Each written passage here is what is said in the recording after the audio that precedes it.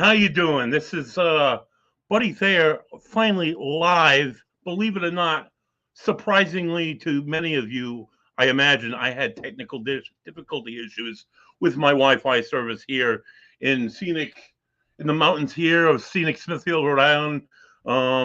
So this is legit paranormal for January, what's today, the 22nd, 1/22/23. Usually at this time, you would have Mike introducing the day as something for the math geeks, 1 and 2 and 2 and 3 and maybe 1, 2, 3. But I'm not a math geek at all. I hate math. I'm a history dork. So at this point, I'll give you this fun fact. On January 22nd, 1998, this day in history, Ted Kaczynski pleaded guilty to charges of being the Unabomber, essentially, and began his lovely multiple life sentence in scenic high security prisons. So cheers to Ted Kaczynski for finally being captured. So Mike is not with us this evening. He is allegedly is sick. I believe it has something to do with his beloved Giants being absolutely destroyed yesterday to the talons of the Philadelphia Eagles.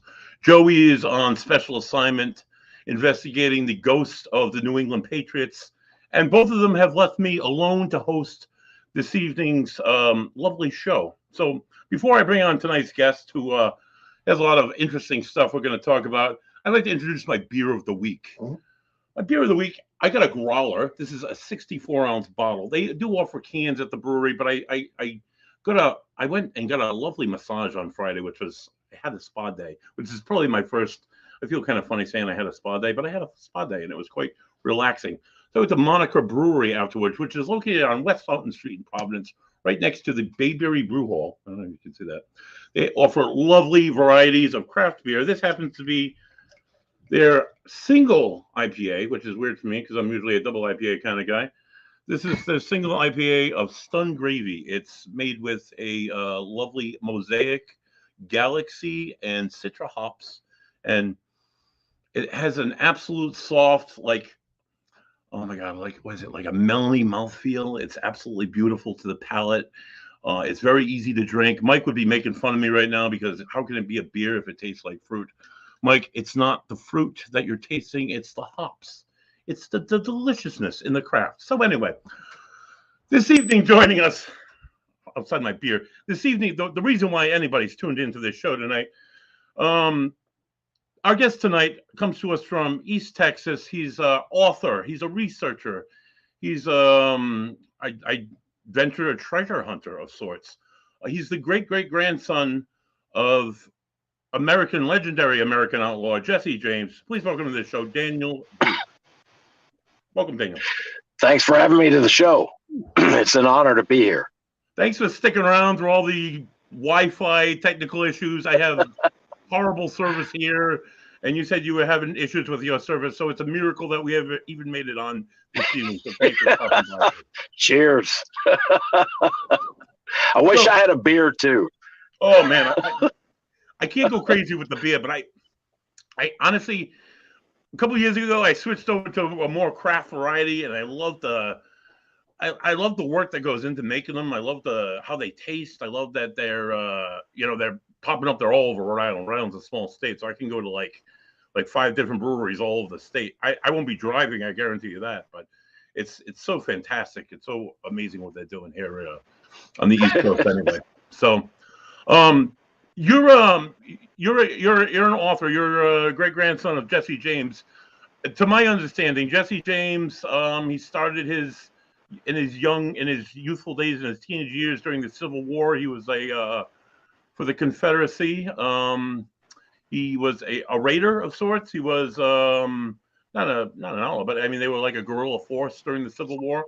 And then he moved on to robbing people and trains and banks and industries, and amassed quite a fortune, and retired comfortably, was living in a home, and was hanging a clock on his wall when he was shot by a friend in the back. I'm sure you have a much better story than Jesse James than I did. So why don't you tell us a little bit about what you've done? Up until the point where he was shot by a friend, that you were correct. The part where he was shot and killed was wrong. He had tried to fake his death several times, or especially like in 1879, for example. He tried to fake his death. He was tired of it. He wanted out. And one of his fellow gang members, George Shepard, and they had plotted to fake his death. George was going to say he shot him and rode into town, tried to collect the reward for killing him, but they needed a body, and there was no body to be found. It didn't work out. They sent a posse out looking, and they didn't find a body, so George never got his reward. And a few weeks later, Jesse was spotted outside another town, so everybody knew, it was he was still alive.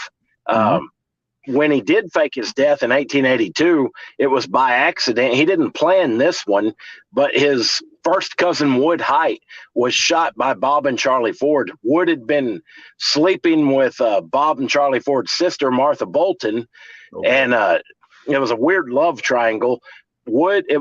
Martha Bolton was sleeping with Wood Height, Jesse's cousin, and she was also sleeping with one of her farm hands. And the two met. Fight ensued, and Wood Height ended up getting shot by Bob and Charlie Ford. One of the two fired the shot that killed Wood Height, and that it wasn't planned, but it served as a perfect excuse for Jesse to get out.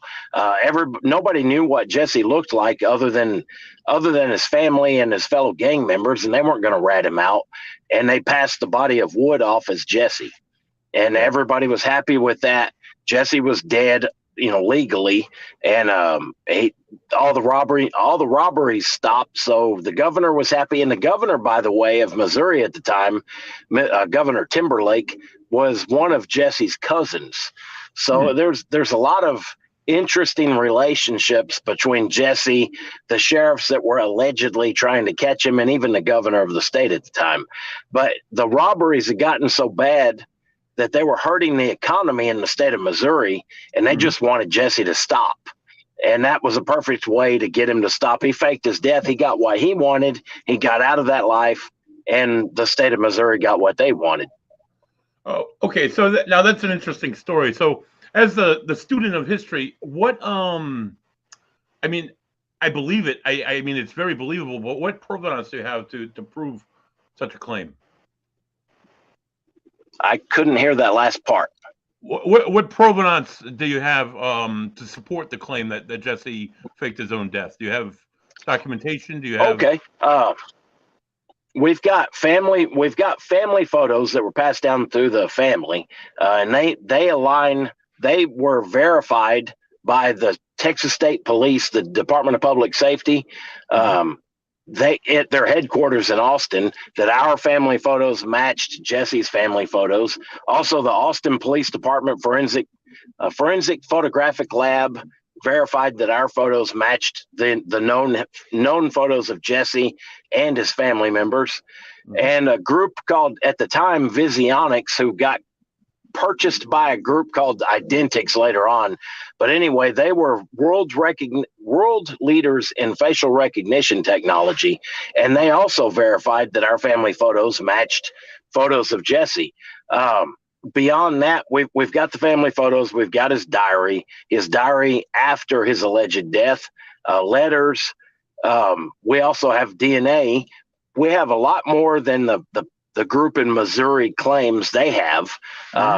DNA from mitochondrial DNA from Sue Laura Hale, who was a direct descendant from the female line. Mitochondrial DNA is passed down through the females in a family. And like my mom, I'll have her mitochondrial DNA, but I can't pass it on. But my sister could pass it on. Anyway, without getting too detailed into that, the mitochondrial DNA that passed down to Sue Laura Hale was from a straight line of female descendants that's the same mitochondrial DNA Jesse would have from his mother, Zerelda. That my mom's DNA tested against Sue Laura Hale's DNA showed a definite relationship. But if you were to go to a court of law, we would have to test my mom's dad, his mother, her, and then his mother was Jesse's daughter, so we'd have to exhume each of them. And there was a lot of fighting going on with that. People claiming there was violation of sanctity of the grave, stuff like that. But we know for a fact that my late mother's DNA matches with Sue Laura Hell's DNA on the mitochondrial DNA side of it. And that's the DNA we would look for.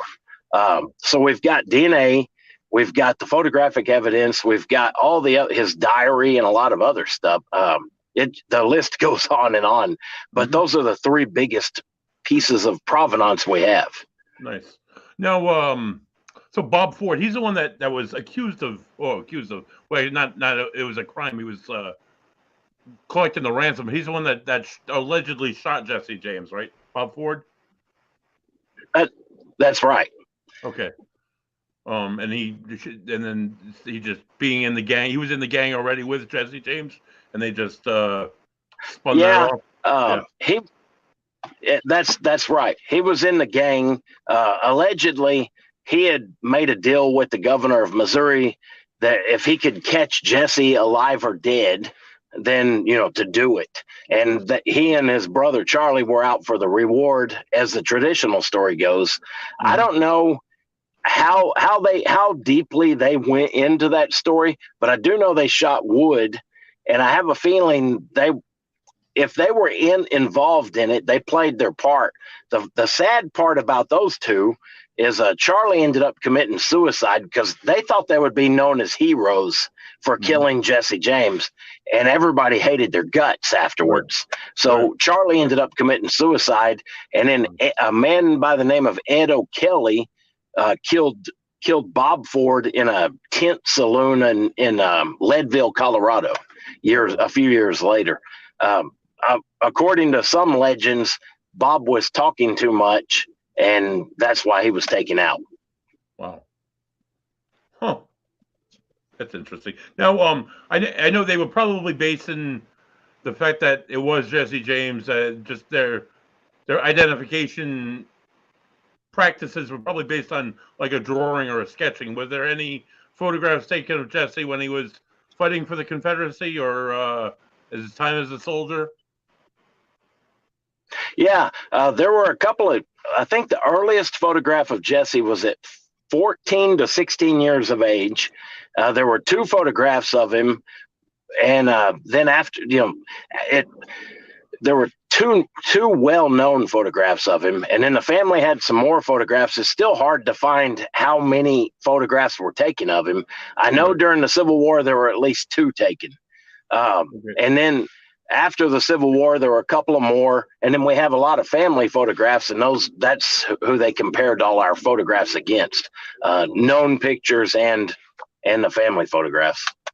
And they didn't like at the time of his death, was that 1882 he died? He was allegedly shot. They didn't 82. 82. That's right. They didn't compare photographs at the time of him with the body that they had before them, or they would just. That's the thing. Even like the Pinkerton Detective Agency, they were the cream of the crop back in the day. Right. During the Civil War, they protected Abraham Lincoln and all that. They were like the top guys. Even they had no physical description of Jesse. The only photographs known belonged to the family, and that was it.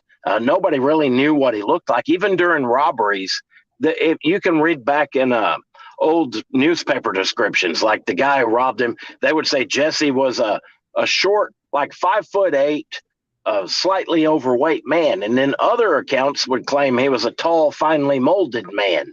And it was interesting how the accounts varied.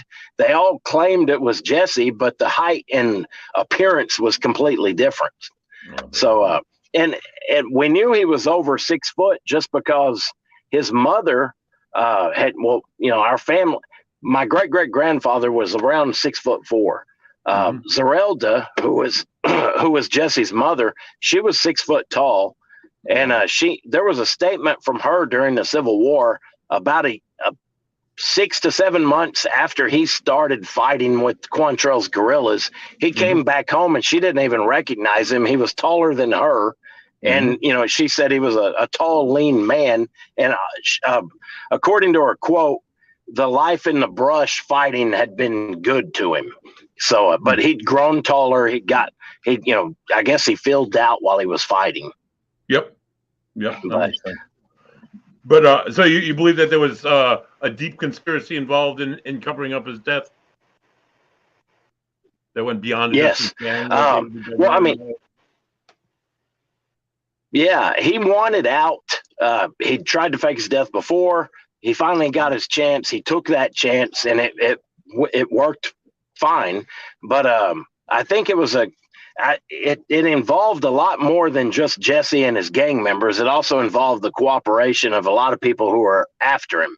Right. And a lot of the people who were allegedly after him, like I mentioned the governor earlier, they were cousins with Jesse. So it kind of makes sense that they're, you know, he made the deal with them somehow. And they were family to begin with. It's like you go away and everything's fine. Yep. And, you know, I think one of the turning points with Jesse was in 1875 when the Pinkertons bombed his mother's house. She lost her arm. It killed his half-brother, Archie, who was 9 years old. And the game started getting a lot rougher, and it was time to get out. So he didn't want his family dying in pain for what he was doing.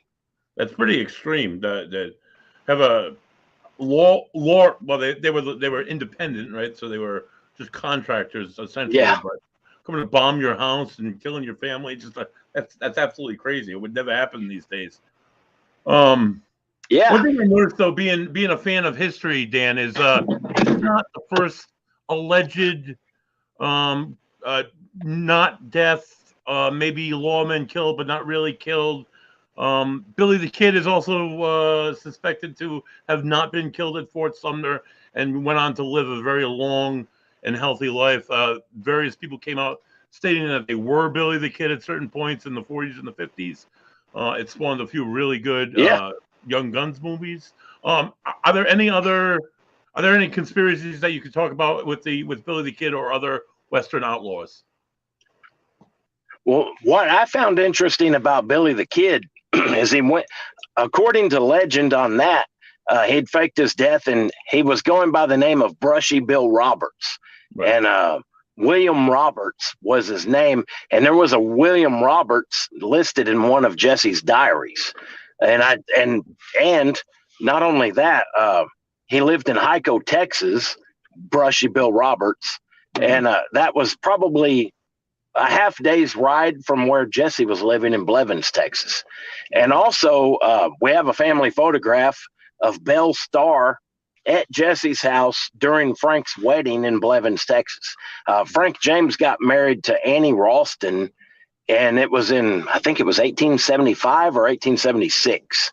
Mm-hmm. And it was in Blevins, Texas at Jesse's farm. And the funny thing is, you know, a lot of people are skeptical, rightly so. It's right to be skeptical. And that also helps with research. If you're skeptical and you try to hit it from every angle to prove it wrong and you can't, and more evidence starts popping up, like we knew it was Frank James and his wife, Annie Ralston, at the wedding. It was Jesse, my great-great-grandfather. And then also in the photo was Belle Starr, what I believe to be Belle Starr. That hasn't been proven, but it looks just like her. But a lot of the others, Jesse's mother was there, and known people from Blevins, Texas were in the photograph. And it just like there's a game warden in Pecos County, Texas. Well, now he's not a game warden. He's a sheriff's deputy in Pecos County, Texas. He identified his great-great-grandfather as being in the photos. Andrew, I think his name was Andrew Jackson.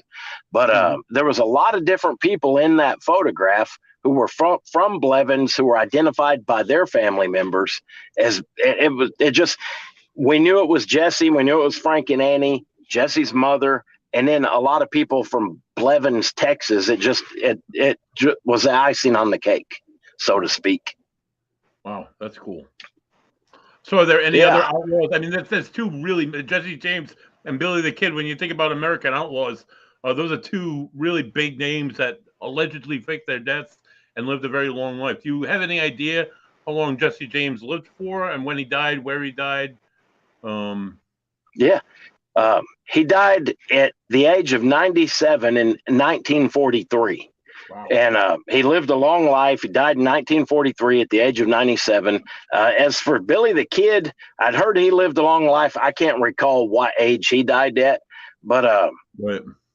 according to from what I've heard, what I know, Billy was, if he faked his death, and I haven't gotten into that fight, that's a whole different. Oh boy. Oh no. Oh, I hope you can still see me. If not, you can still see Dan, maybe? Oh, shit. Stay tuned. Oh, no, Dan got... Come on back on, Dan. So it's just me right now. I'm waiting for Dan Duke. Dan Duke is coming. I can see I see his face. Here we go. All right. Welcome back, Dan. Thanks. I can hear you a lot clearer now. Oh, but yeah, Billy the Kid, that's a whole different fight. That's, I mean, the fight we were in, and we didn't think it would be a fight. We were just researching our family history, and we ended up getting death threats from people associated with the James Farman Museum in Missouri, and the FBI got involved. They finally put a stop to it. It was a lot of people were threatening my mom's life, my sister's, and mine. That seems crazy that people would do that over a historical figure or just an Old West outlaw. But it happened, and I thought, well, you know, I could get deeper into the Billy the Kid fight, but I don't know if it's worth it. Plus, I've had my hands full with the Jesse thing. Right. Oh, I bet. Now, with unlike with Billy the Kid, with Jesse James is some word of treasure or possible treasure that he has hidden. Can you talk about that? Yeah. There, you know, through the family, there was a treasure map passed down through the family. And I remember my great aunt Judy had passed it on to my mother. And mom handed it to me, said, can you figure this out? It doesn't make sense to us, to mom. And then I looked at it and it didn't make any sense. It was just a geometrical figure and it had some code written, and it was easy enough to figure out the code, but there were no topographical markers, like, 40 paces from the big oak tree, something like that. It was just a geometrical figure, and it was in the code written. It was silver, gold, and some greenbacks buried. So that set aside, I put that on the back burner, and I kept researching. And a couple of years later, Wagner Carr, he was the former attorney general for the state of Texas. And on a side note, he was also a friend of LBJ's, and he was involved in the Warren Commission investigating the assassination of JFK. But I don't get into that side of it. But Wagner Carr, he was also a Freemason. He was interested in Jesse and the gold.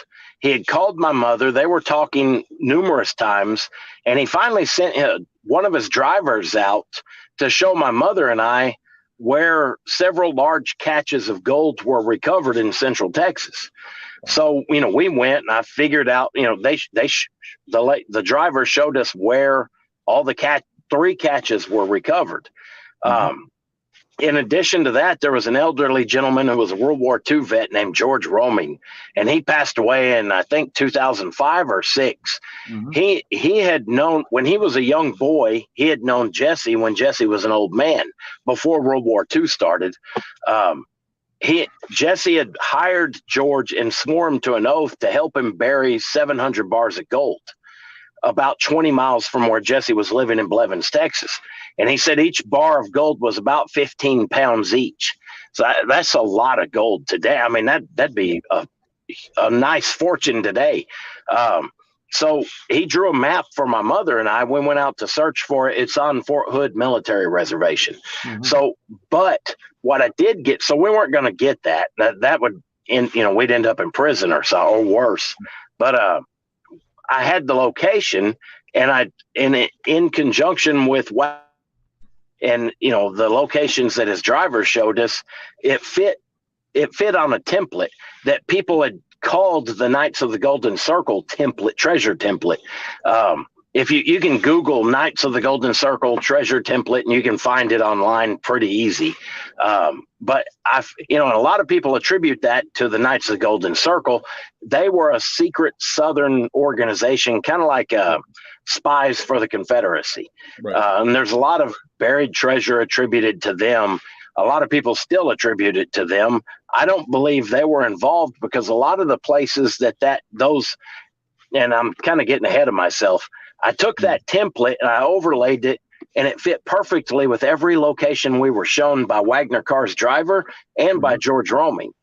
And the center of it was at Jesse's property in Blevins, Texas. So I thought, okay, this is awesome. I finally figured this out. But out of curiosity, I wanted to see if I matched that. It's like a rhombus figure with two concentric circles and a lot of symbols inside it. So I made a transparency of it.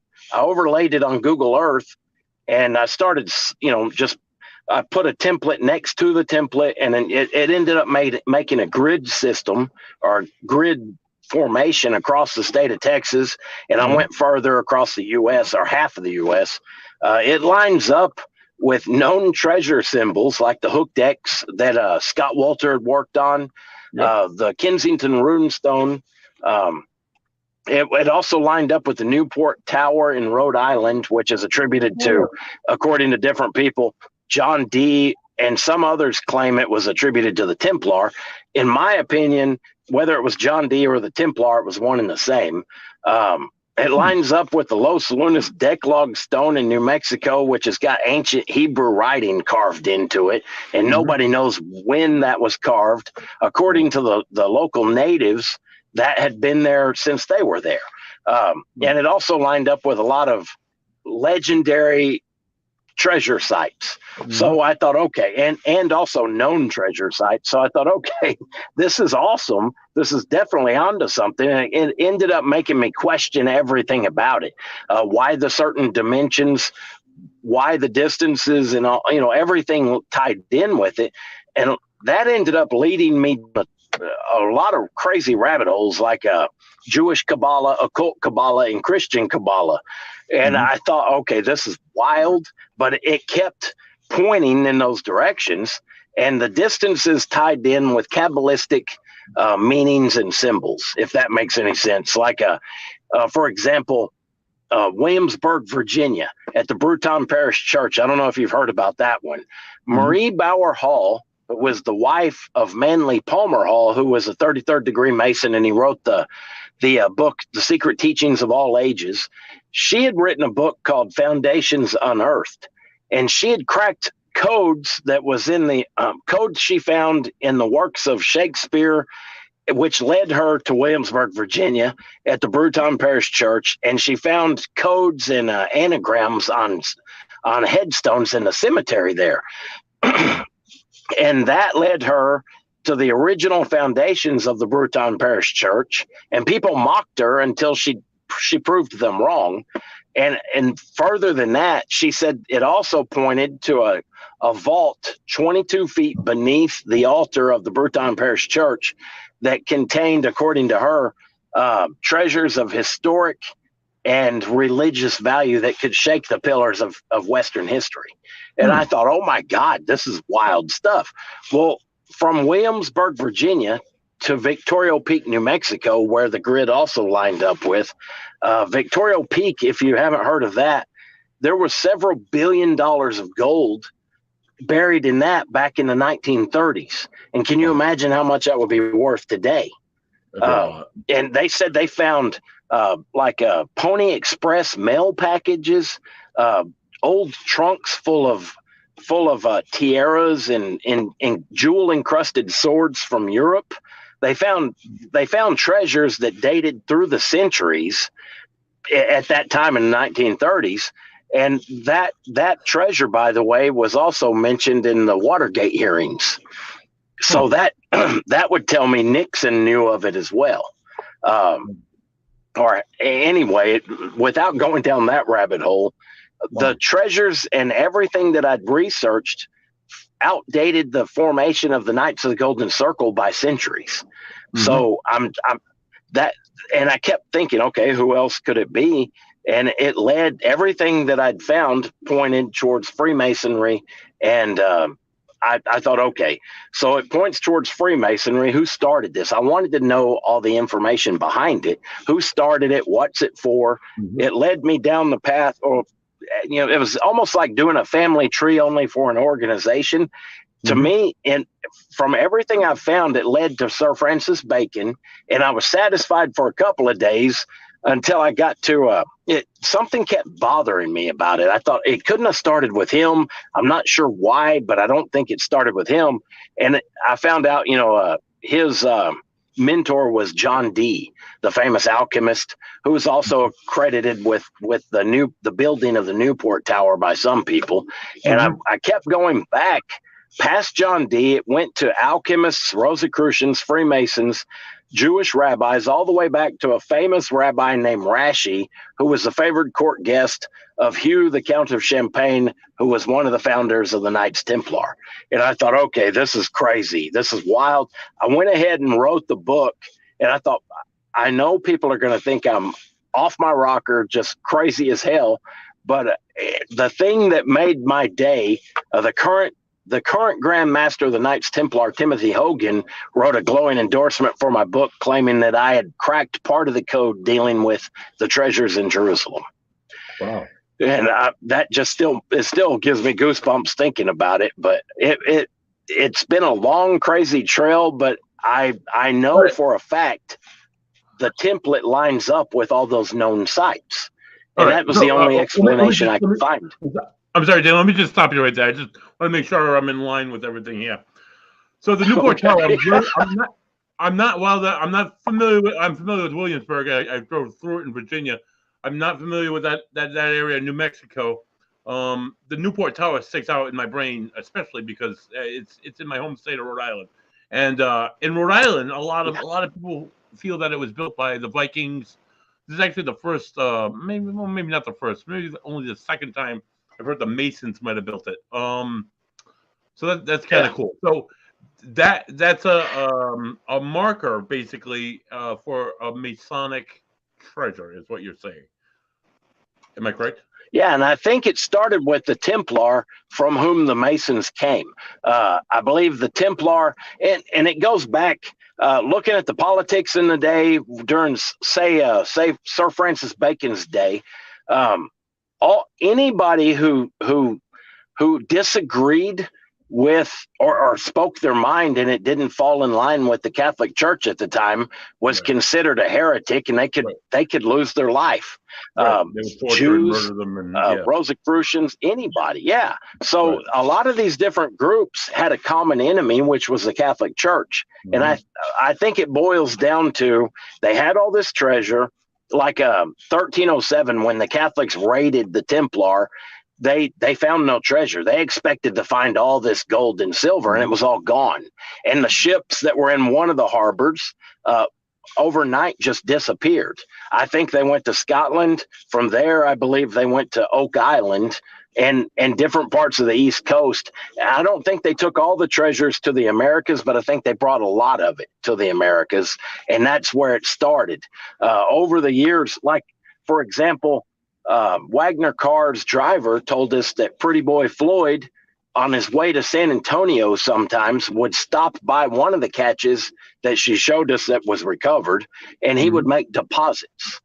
And I thought, why would he make deposits in a cache that was tied in with Masons and the Templar? I think there's a lot of different groups. I got to looking deeper into that, and I know the Catholics, the Catholic Church and the Masons, I mean, you can read, there's a lot of articles about that and documentation showing that the Catholics viewed the Masons as being in league with the devil. So they were an enemy of the Catholic Church. They were an enemy from the date the Catholics raided the Templar. So looking at it that way, I'm sorry, why because the Masons are free thinkers? Because they're scholars? Why is the Masons referred to?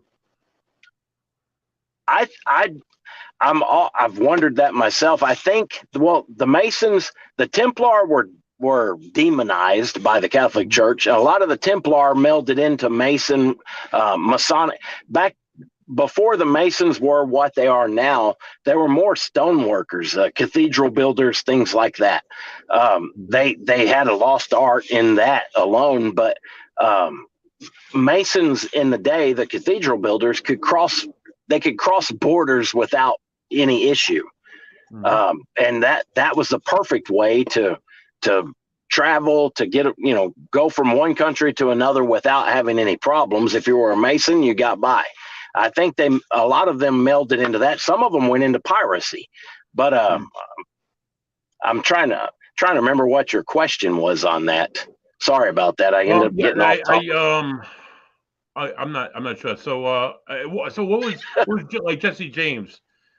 What was his connection? What was Pretty Boy Floyd? What was their connection with the Masonic temple and the Templar and the treasures? What was the connection there? Okay.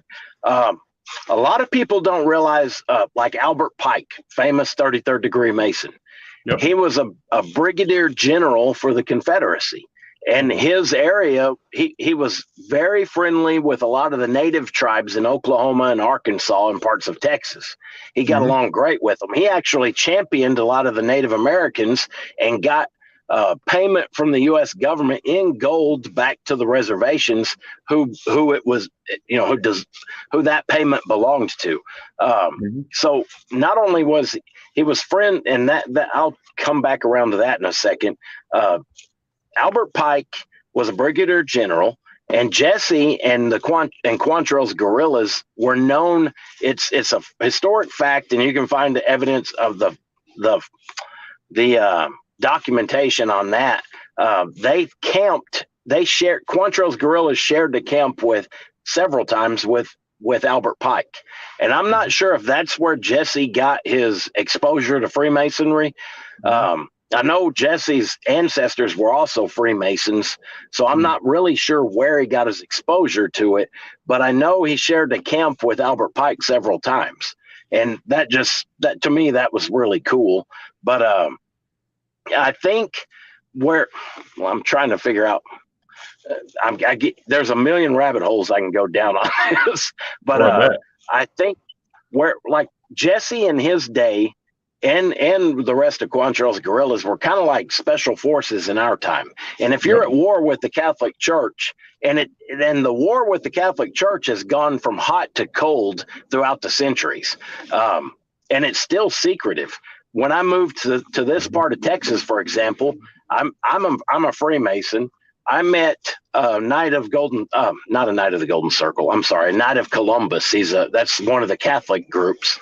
And when I told him I was a Freemason, he said he let me know there's a lot of tension still to this day between Knights of Columbus and the Freemasons. And I thought, wow, that's wild. I just didn't expect anything like that. He wanted me to talk about my books at their lodge, and when I told him I was a Freemason, I never heard from him again. It's really interesting. I don't have a problem with Catholics at all, but it just shocked me that they had troubles like that between Freemasons and Knights of Columbus to this day. But I think during the hot times, they needed people who were like special forces, like Pretty Boy Floyd, Jesse James, and other outlaws who could get certain documents or shipments of gold or whatever they were after at the time to further their cause. Yep, that makes sense. And while I think Jesse was an important part in his day, but he was by no means the most important. There were a lot of guys who played the same role or similar roles throughout history who will probably be never known, and they were just as important, if not more so. No, the Catholic beef with the Knights Templar, that dates back, was that Friday the 13th that they massacred the entire Knights Templar because they were a part of their organization. They were growing too powerful, and they decided to kill them all. That's where the beef originated. That's right. It was Friday the 13th. It was in 1307. And on Friday the 13th, I can't remember the exact date. I believe it was in October, but they that's when they raided it was a coordinated effort across Europe. They all raided the Templar strongholds at the same time in the early morning hours. Yep. And that's where the beef originated from. It's not even like a modern day, any reason behind it, right? It's just ancient rivalries, which is pretty kind of and well, the way from what I've heard and read, the Pope at the time, the King Philip the Fair of France, owed a lot of money to the Templar, and he also held power over the Pope at the time, and he used the Pope's forces and his own to raid the Templar strongholds. And from then on, it's been basically a big war. Mm-hmm. Oh wow, that's incredible. So do you believe these treasures they're all still out there, or still maybe people adding to the caches, or that they've been found, or what are your thoughts? That's a good question. I don't know the answer to that. I do know there are some out there still. They're highly watched. Some of the smaller ones, I mean, hell, these days, if you found a quart jar full of gold coins, or even half full of gold coins, that'd be a small fortune. Right. That'd be enough to set you up comfortably if you lived frugal for the rest of your life. Mm-hmm. But I know there are some large catches still out there, but those, for example, my late mother and I went to Oklahoma looking for one of them, and I found Jesse's initials carved in a stone. It was on a big rock. It was JJ. And anyway, we thought it was there. It was actually across the road on a different property. We went back to Texas, to home in Texas, and within 30 minutes of getting to the house, we got a phone call, and a guy was telling us, "Don't ever go back. That's not meant for you." And that's all we were told. And that kind of freaks you out. We didn't tell anybody. You don't tell people when you're going to look for a treasure. Right. And so when we got home, I mean, we walk in the door and boom, we get a phone call, and it's a strange man telling us, "Don't go back. That's not for you." Just period. That kind of throws you off. Yeah, a little bit. You mentioned friend of LBJ's. You mentioned the Nixon Watergate hearings, how certain things were brought up. Do you feel that there is any government conspiracy behind these treasures, or the Freemasonry, or the Templars, or anything today? I think there is. I don't know what extent it goes to, and some of that I don't want to get into, if that makes any sense. Mm-hmm. Some of it. I do believe I think people at the top of our government know exactly what's involved. I wish I knew all the answers, but I don't think it's healthy to dig around in too many of those places.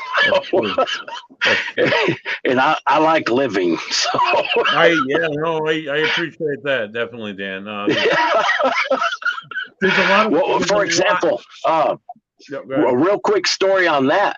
When my mother and I first started researching a lot of this, she wrote 3 books before she passed away about Jesse faking his death and all that.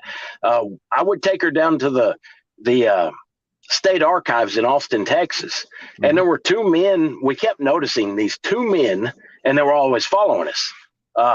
One of the guys was Jay Harrison. He's passed away now, but he died of cancer. The other guy was he claimed he was a house painter, and then later on he claimed he was with the State Bar of Texas. Well, I got home and I looked up to back up a little bit. When they finally approached us, they told us, "You can mention who Jesse was, but don't talk about anybody who tied in with the Texas power structure." And we were like, "Okay, well, who's the Texas power structure?" We were so naive at the time, and they just kind of laughed and said, "You'll find out." Well, Jay Harrison was an older guy. The other guy who claimed he was a house painter said he was, later on told us he was with the Texas. He was a researcher for the Texas State Bar. And I looked him up when I got home, and I found him on the Texas State Bar website. And since then, I can't find a thing about the guy. Every once in a while, I'll look up his name, can't find anything to do with him. But at the time, he was with the Texas State Bar, and he was also a missionary for the Baptist Church I think for Baylor University, or it tied in with Baylor University. Mm-hmm. And Baylor University was started by Baptists. But anyway, that connection with the Baptist, Baylor and the Baptist Church, I ended up tying in with my last book. They had a lot to do with searching for the treasures. There was a lot of Masonic involvement back in years ago with the Baptist Church. And I'm not sure of all the answers, but it was enough to make a case showing that the Baptist Church had a lot to do with that, if that makes any sense. Oh, absolutely. Completely. Yeah, but they warned us to keep away from certain names that tied in with the Texas power structure, and we didn't know who it was at the time. But later, since then, we've met other people who told us you can go ahead and talk about that. Don't worry about those people at all. So. Mm-hmm. I ended up writing my third book, thinking I hope the latter group is right, because I don't want to end up dead. But I think I've gone as far as I can go with this story with my third book without getting killed. Well, that's kind of scary. It sounds like something right out of a movie, but it's probably pretty accurate considering some of these conspiracy theorists will spin certain things. And I work in psychology, but I'm a paranormal investigator, so I'm willing to buy a ghost story or two, or like I'm willing to listen at very least. Some of them are like wild, but other people really have really convincing theories about government involvement. For example, the Kennedy assassination. That's one that I'm willing to say that, yes, I do believe that it was a little bit more than Lee Harvey Oswald that shot Jeff Kennedy. Was it the government? Was it the mafia? Was it the CIA? Was it the Cubans? Maybe one of each. I don't know, but I think it was more than just Lee Harvey Oswald, for sure, 100%. I do too. Well, and like the elderly gentleman who warned my mother and I, Jay Harrison, he was a former Dallas police officer who was a block away when JFK got killed. Oh, boy. And I thought, this is weird, because later on we met Wagner Carr, Attorney General. He's dead now, but Attorney General of the state of Texas, who was LBJ's buddy, and he was involved with the Warren Commission. And there's too many things that tie in with that. And there's a big part of me that wants to know, but there's another part of me it doesn't deal with Jesse or the treasures, so I keep away from it. Yeah, that's probably the smarter thing to do. I don't know. There's a lot of ins and outs about the Kennedys and all the awful things that happened in the 1960s, and a lot of the same people were probably involved.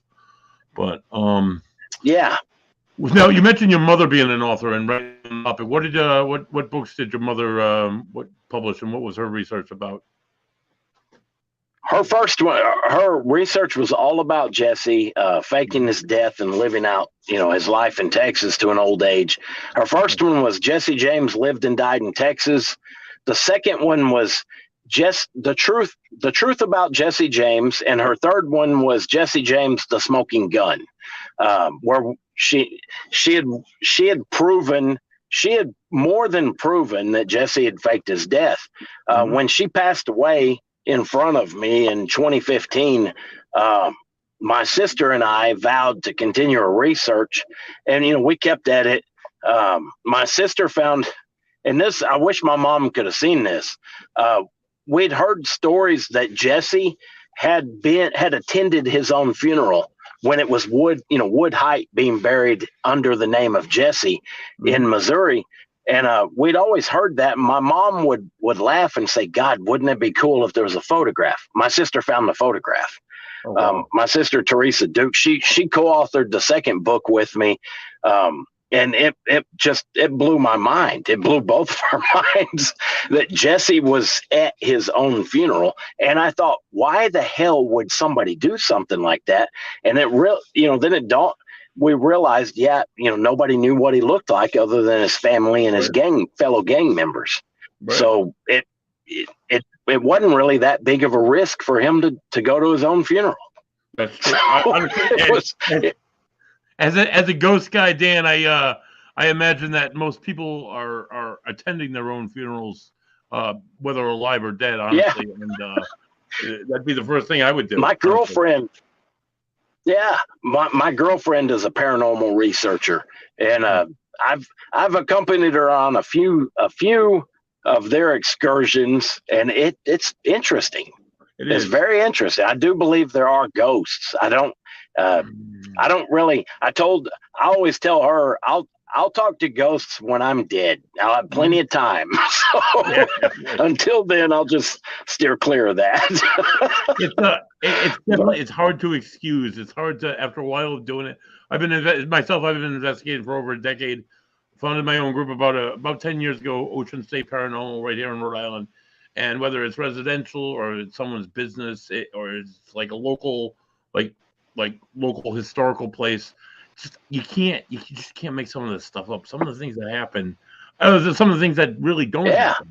And sometimes you're just sitting alone in the dark and you're talking to nothing, and there's nothing on video, there's nothing on audio. It's just people don't. I don't know. People don't grasp the true nature of paranormal investigating. It's more than just running around looking for ghosts and stuff. You're looking at a lot of historical facts. It's actually, exactly. She's got a degree in physics, and she takes a very scientific approach to every time, every investigation she does, and it amazes me. I've learned more about ghosts than I'd ever thought I would, like elementals, impressions of people. I call them impressions. I can't remember the term she uses, but residuals, like residual, like that.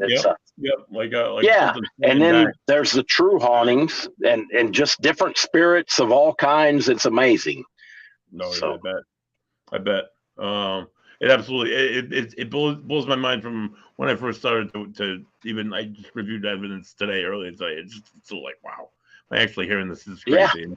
To be able to connect it to the past, it's absolutely phenomenal. So it's just something it's a passion. We got to go after our passions. So how long, your passion is Jesse James and his missing treasures. How long have you been involved in the story of Jesse James? Over 25 years. Oh, wow. Yeah. So you started with your mom, or you started because of your mom? Yeah.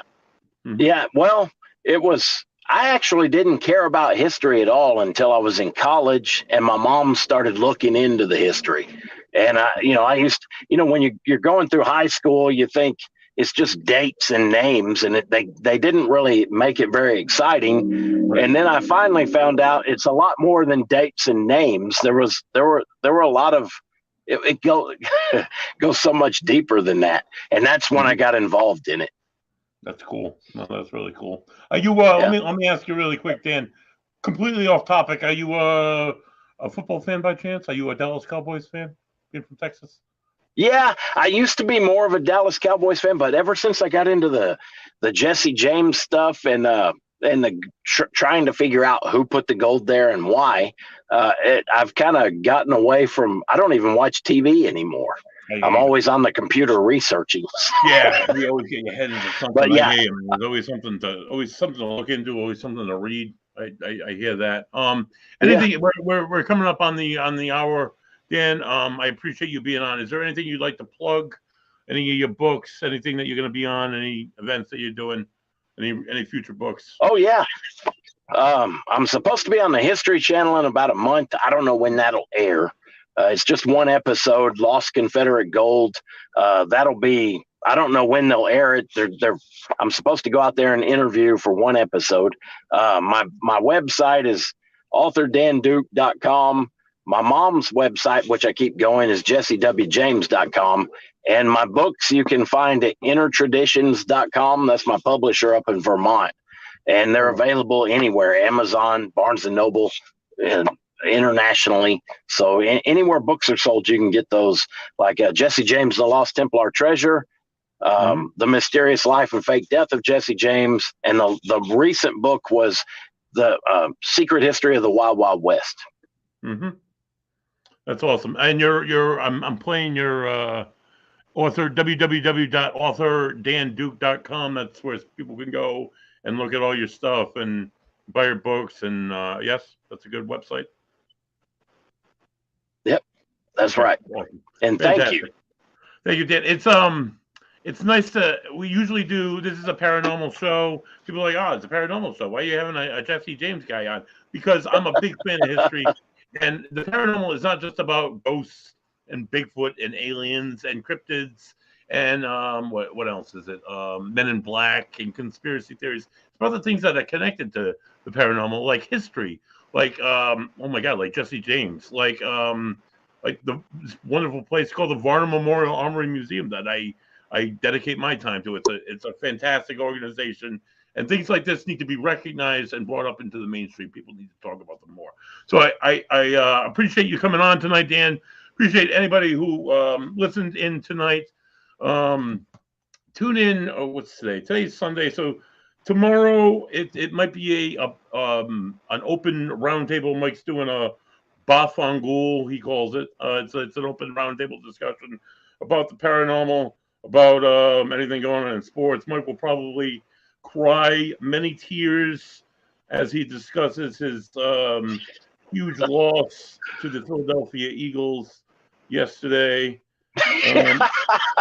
And you'll hear all about that tomorrow night. Tuesday night, it's a legit metaphysical world with Dale Beluccio.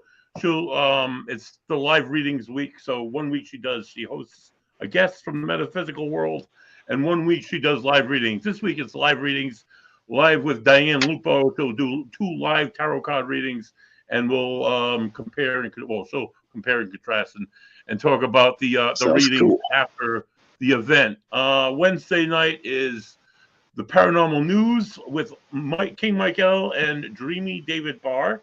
You'll hear about various news stories throughout the paranormal, weird sports news, paranormally stuff, weather, paranormal news, paranormal weather, paranormal everything. Thursday nights is our paranormal clip show. I don't know who will be playing clips this week, but we'll have on a few different guests from different parts of the country, and they'll bring on their paranormal clips, and they'll play them, and we'll analyze them, and we'll go through them. Friday nights is, oh boy, live with Bigfoot Daniel Benoit, and it's what is it? It's Bigfoot Zone, ECB, East Coast Bigfoot Research Organization. They're out of Virginia. Daniel Benoit does a lot with Bigfoot and cryptid. So that's his show. That's his night. Saturday nights we don't do anything, and come back live next Sunday night, where I'll be joined by King Michael and Joey Paranormal, quite possibly, as we welcome local psychic medium. She's a energy worker. She's a Reiki worker, Reiki master. She's been on before. Her name is Roxanne Jasparo. Tune in next Sunday for Roxanne Jasparo. Dan Duke, thank you very much. For Dan Duke, for King Michael, who's not here. Thank you. For No Show Paranormal, who's not here again. His buddy Thayer, Legit Paranormal. We are out of here. Thank you so much.